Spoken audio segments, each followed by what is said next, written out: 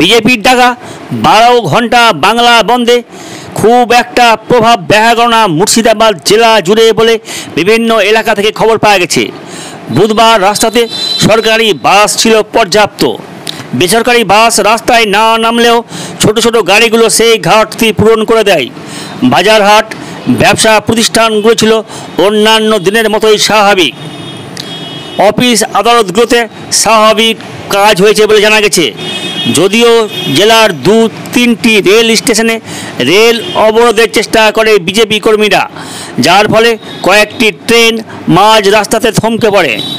অবরোধকারীরা রাজ্য সড়ক অবরোধের চেষ্টা করলে পুলিশ তাদের রাস্তা থেকে সরিয়ে দেয়। পুলিশের পক্ষ থেকে জানানো হয়েছে, এদিন আইন শৃঙ্খলা ছিল অন্যান্য দিনের মতোই স্বাভাবিক।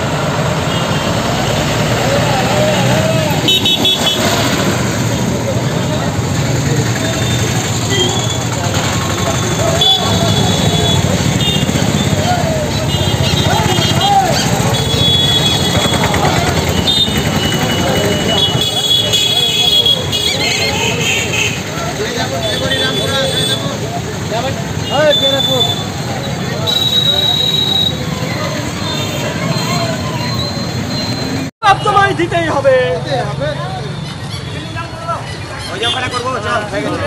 বন্দে মাতরম, বন্দে মাতরম। বিজেপি লড়ছে লড়বে, বিজেপি লড়ছে লড়বে। বাংলা বন্ধ সফল করুন, একটু বন্ধ রাখো।